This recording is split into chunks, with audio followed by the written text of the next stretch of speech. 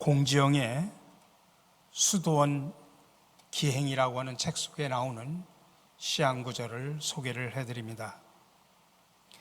금을 얻기 위해서는 마음속에 가득 찬 은을 버려야 하고, 다이아몬드를 얻기 위해서는 또 어렵게 얻은 그 금마저 버려야 한다. 버리면 얻는다. 그러나 버리면 얻는다는 것을 안다 해도 버리는 일은 그것이 무엇이든 쉬운 일이 아니다.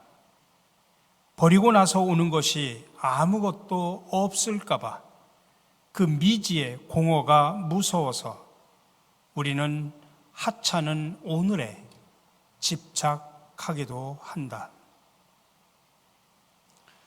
하버드 대학교의 신학부 교수였던 20세기 최고의 영성가라고 불려지는 헨리 나우엔의 일화입니다.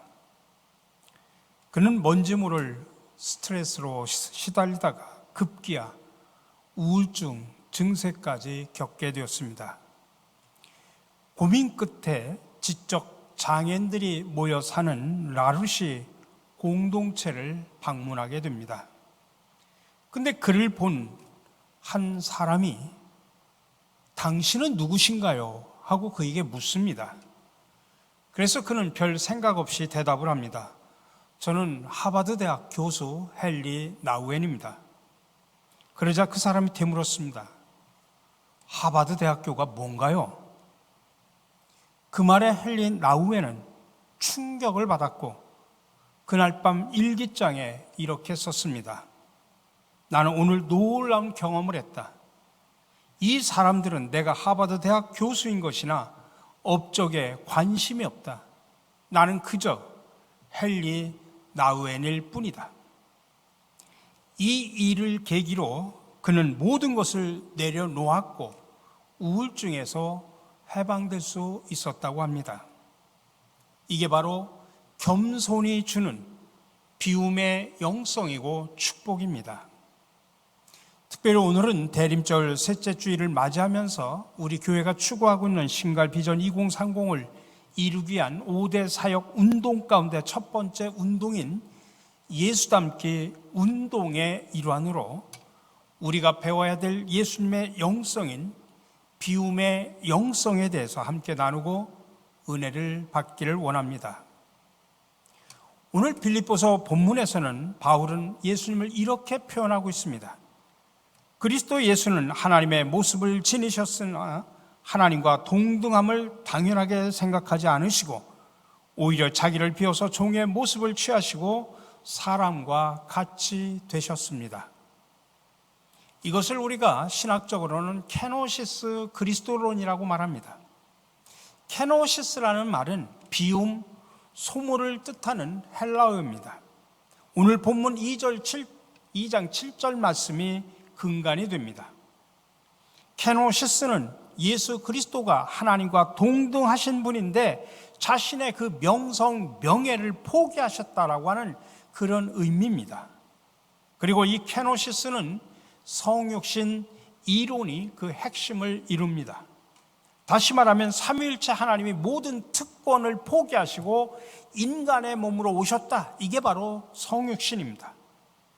그리고 하나님 자신이 십자가에서 죽으심으로 자기 비움의 극치를 이루셨습니다. 이것이 바로 케노시스 사상이라고 하는 것입니다. 그래서 비움은 기독교 영성의 출발점입니다. 비움의 영성은 우리가 믿는 예수님이 이 땅에서 사셨던 삶의 방식이었고 내용이었습니다. 그는 자신을 비워 철저하게 가난한 자의 모습으로 우리에게 오셨습니다. 예수님께서 가난하게 자신을 비우지 않았다면 결코 참 인간이 될 수 없었습니다. 기독교는 이렇게 철저하게 자신을 비우신 예수님을 믿는 믿음에서 출발을 합니다. 그런데 참으로 안타깝게도 오늘날 기독교는, 아니 우리 교회는 더 이상 자신의 기득권을 내어놓으려고 하질 않습니다. 아이러니컬하게도 교회는 사람들로 꽉 차 있는데 그 마음속에는 오히려 예수님이 비어 있습니다. 개인도 그렇습니다. 자신을 비우지 않으면 채워지는 것도 새로운 변화도 없는데 자신의 것을 비우려 하지 않습니다. 삶과 마음을 나누지 못해서 자기 안에 계속 쌓아놓습니다. 예수 그리스도를 믿지만 그의 낮아지심, 그의 비우심은 보지를 못합니다.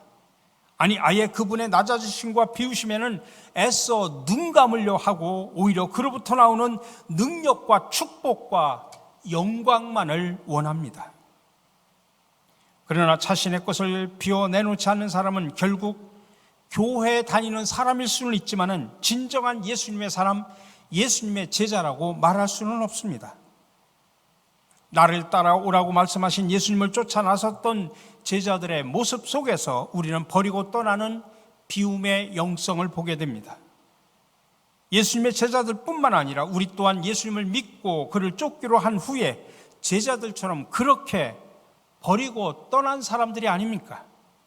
이것이 바로 우리의 정체성이지 않습니까?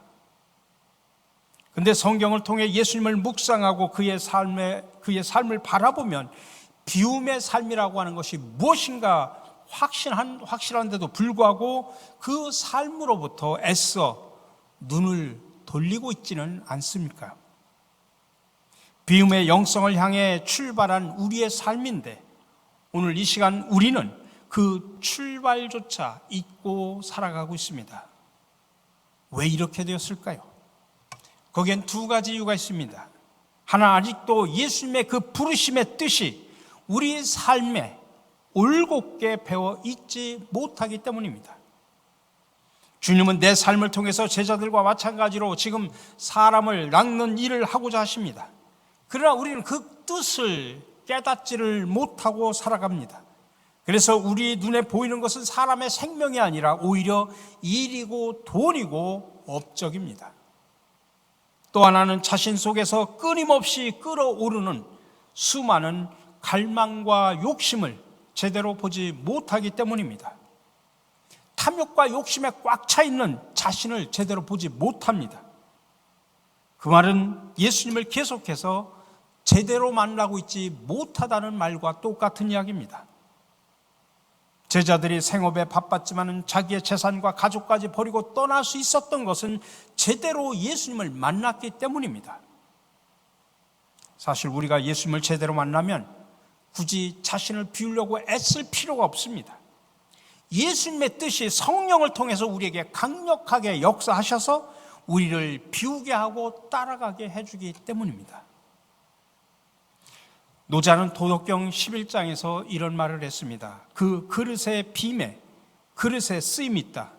문과 창을 뚫어 방을 만든다. 그 방에 빔에 방에 쓰임이 있다. 이 말의 뜻은 그렇습니다. 아무리 귀한 금이나 옥으로 만든 그릇이라고 할지라도 그것이 그릇으로 쓰일 때 가치가 있는 것이지 그냥 장식품으로 남는다면 그릇으로서의 자기 역할을 못하는 것입니다. 아무리 좋은 그릇이라고 할지라도 그 안에 무언가로 가득 차서 버리지 못한다면 그 그릇은 쓰임을 받지 못합니다. 반대로 값싼 질그릇이라고 할지라도 그 안이 비워져 있으면 때와 상황에 따라서 훌륭하게 사용될 수도 있습니다. 방의 공간도 마찬가지입니다. 비워지지 않은 방은 방으로서 쓸모를 잃어버린 것입니다. 역시 날마다 비우지 못하는 우리의 삶과 인간은 하나님이 사용하고 싶어도 사용할 수가 없습니다. 그러므로 비움의 영성은 어떤 집착에서 자유롭고 무엇도 두려워하지 않으며 순수한 마음을 잃지 않는 것입니다. 이것이 바로 비움의 영성을 지닌 자의 모습입니다. 그래서 이 비움의 영성 속에서 비우지 못한 자를 뭐라고 표현하냐면 교만한 사람, 욕심을 부리는 사람, 자유롭지 못한 사람, 순수하지 못한 사람이라고 말합니다. 이렇게 비움이 영성의 최우선순위라고 한다고 하면 비운다고 하는 것이 구체적으로 뭘 의미하는 것일까요? 첫 번째로는 떠나는 것을 말합니다. 비움은 떠나는 것을 의미합니다. 성경에 나오는 하나님의 사람들은 이 비움을 전부 떠남으로 이해를 했습니다. 아브라함은 하나님의 부르심을 받아 고향을 떠나면서부터 믿음의 길에 들어서게 됩니다. 고향은 부모, 형제와 삶의 기반입니다. 내가 나서 자랐습니다. 아니, 수천 년 전 가족 중심의 농경 문화를 이루는 사회에서 아브라함이 고향을 떠난다고 하는 것은 결코 쉬운 일이 아니었습니다. 그런데 하나님은 새로운 일을 위해서 먼저 모든 것을 버리고 떠나라고 명령합니다. 거기서는 아무것도 새로 시작할 수 없기 때문입니다. 하나님이 없는 문화 속에서 혼자 하나님을 믿으며 살기가 어렵기 때문입니다. 그래서 기독교를 다른 말로 표현하면 탈향의 공동체라고 표현합니다. 먼저 탈해야 됩니다. 먼저 떠나야 됩니다. 무엇을 향하여? 무엇을 지향하면서? 하나님 나라를 지향하면서. 그래서 탈향의 공동체라고 말하는 것입니다. 그런 후에도 하나님은 아브라함에게 아들을 제물로 바치라고 말합니다. 그 아들이 누굽니까? 자신에게 희망이고 의지하던 삶의 전부입니다. 그런데 하나님은 그 삶의 탯줄까지도 끊어버리라고 말하십니다. 정말 모질게 끊으라고 말합니다. 왜요? 아들까지 비워야 하나님만 남기 때문입니다. 영성은 오직 하나님 한 분만 남기고 그를 믿고 따르는 데 방해되는 모든 것을 비우는 데서 온전해집니다. 육체의 고향인 우상과 물신 숭배의 탐욕에서 떠나야 되고 향락의 도성인 소돔과 고모라에서도 떠나야 되는 것입니다. 예수님은 제자들을 부르면서 누구든지 나를 따라오려거든 자기를 부인하고 자기 십자가를 지고 나를 따르라고 말씀하셨습니다. 예수님을 따르는 길은 끊임없이 자기를 부인해야 됩니다. 헌신을 위한 자기 부인이 없이 예수님을 닮을 수가 없기 때문입니다. 사실 우리가 변화를 갈망하면서도 변화를 싫어하는 것은 변화에 대한 두려움 때문입니다. 떠나면 못 살 것 같은 두려움, 섬기면 손해볼 것 같은 두려움, 비우면 죽을 것 같은 두려움 때문에 변화를 원하면서도 결단하지를 못합니다. 그러나 떠나야 합니다. 떠나지 않고는 새로운 세계를 볼 수가 없습니다. 또 하나님은 모세에게 바로의 공주의 아들이 되는 것을 포기하게 하셨습니다. 포기하고 떠난 후에 그때서야 모세는 이스라엘의 지도자가 되었습니다. 그러므로 우리도 떠납시다. 나를 따라오라 내가 너희를 사람 낚는 어부가 되게 하리라는 그 부르심에 모든 것을 버려두고 예수를 따랐던 제자들처럼 우리도 버리고 따라야 됩니다. 영원한 것을 위해 영원하지 않은 것을 비우는 것은 결코 어리석은 결단이 아닙니다. 가장 소중한 가치를 위해서 그렇지 못하는 것을 버리는 것은 가장 지혜로운 믿음입니다. 여러분, 예수님은 하늘을 비우셨습니다. 왕의 보좌를 비우셨습니다. 아니, 생명까지 비우셨습니다. 그렇게 우리를 위해서 모든 것을 다 비우셨습니다. 그래서 오늘 본문은 우리에게 말합니다. 여러분 안에 이 마음을 품으십시오. 그것은 곧 그리스도 예수의 마음이기도 합니다. 그는 하나님의 모습을 지니셨으나 하나님과 동등함을 당연하게 생각하지 아니하시고 오히려 자기를 비워서 종의 모습을 취하시고 사람과 같이 되셨습니다. 그는 사람의 모양으로 나타나셔서 자기를 낮추시고 죽기까지 순종하셨으니 곧 십자가에 죽기까지 하셨습니다. 우리 사랑하는 성도 여러분, 하늘을 날아오르려면 가벼워야 합니다. 은혜를 사모하는 사람은 두 손을 펴야 합니다. 그 빈손 위에 하나님의 은총이 담겨진다는 사실을 기억하시기 바랍니다. 그러니 하나님의 사람들은 무엇인가를 움켜짐으로 위대해지는 것이 아니라 오히려 비우고 버리고 떠남으로 예수님의 영성으로 채워가는 사람들이면 우리가 기억하면서 저와 여러분들이 진정으로 비우고 떠나는 예수님을 닮아가는 복된 성도들이 되시기를 간절히 축원합니다. 두 번째로 자신을 죽이는 것을 의미합니다. 사도 바울은 고린도전서 15장에서 말합니다. 형제들아, 내가 그리스도 예수 우리 주 안에서 가진 바 너희에 대한 나의 자랑을 두고 단언하노니 나는 날마다 죽노라. 우리 기독교인의 생활의 진수는 한마디로 나 자신을 죽이는 겁니다. 사도 바울이 나는 날마다 죽노라고 말한 것처럼 자신을 죽이는 것이 바로 신앙의 본질입니다. 우리 복음 성가 가운데 부서져야 하리라고 하는 복음 성가가 있듯이 이스라엘 속담 중에 이런 유명한 속담이 있습니다. 하나님은 부서진 것을 사용하신다. 하나님은 부서진 것을 사용하신다. 여러분, 단단한 곡식도 부셔서 가루로 만들어 놔야 빵을 만들든지 떡을 만들든지 과자를 만들든지 합니다. 우선 부서져야 사용한다, 이 소리입니다. 사람도 마찬가지입니다. 부서지지 않는 사람은 사용하지 않습니다. 십자가를 져야 부활의 영광이 있고 부서짐을 통하여 알곡이 되고 깨어짐을 통하여 쓰임을 받습니다. 그래서 사도 바울은 나는 날마다 죽노라라고 그렇게 고백합니다. 하루만 죽어서도 안 됩니다. 한 번만 깨어져도 안 됩니다. 한 번만 부서져도 안 됩니다. 날마다 순간마다 부서지고 깨어져야 합니다. 그러자 하나님은 바울을 크게 들어 쓰셨습니다. 철저하게 부서진 사람이기 때문입니다. 하루만 부서진 것이 아니라 날마다 부서진 사람이기 때문입니다. 잠시만 부서진 것이 아니라 평생을 부서진 사람이기 때문입니다. 그러나 안타깝게도 대부분 우리 교회 안에는 자신을 비우지 못하고 자신을 죽이지 못하는 사람들 때문에 참 많은 악취가 나고 교회 안에 문제가 생기고 갈등이 생기고 많은 사람들이 그런 사람들 때문에 힘들어합니다. 여러분, 부디 바라기는 우리 제발 그런 사람들이 되지 맙시다. 우리 사랑하는 성도 여러분, 무엇을 얻는 데는 크게 두 가지 방법이 있습니다. 내가 간절히 구해서 얻는 것이 있고 또 하나는 버림으로써 얻는 방법이 있습니다.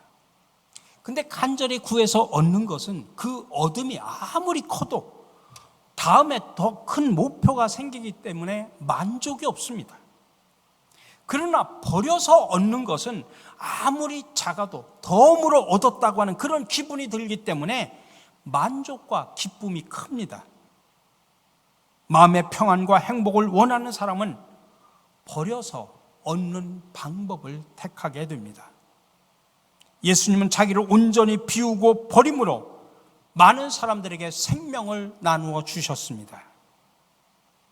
우리 사랑하는 성도 여러분, 우리도 내가 믿고 의지하는 모든 것으로부터 여러분 과감하게 떠납시다. 물론 고통은 따르겠지만 그곳에 진정한 축복이 있다는 사실을 믿으시기 바랍니다. 또한 날마다 내 자신을 죽여 부서지는 연습을 합시다. 그래야 하나님께서 귀하게 들어 사용하십니다. 진정으로 비울 수 있는 자만이 하나님이 주시는 새로운 비전을 가지고 나아갈 수 있습니다. 마지막으로 빈손의 기도를 들려드리고 말씀을 마치려고 합니다. 두 손을 모으기 위하여 가진 것 모두 다 버렸네. 상에 눈 감고 유혹에 귀 막고 오로지 주님만 바라보네. 아, 주님은 내 모든 사랑의 주인. 아, 주님은 내 모든 소망의 주인. 못 채울 가슴을 당신께 여옵니다. 어서 오소서 주님이여.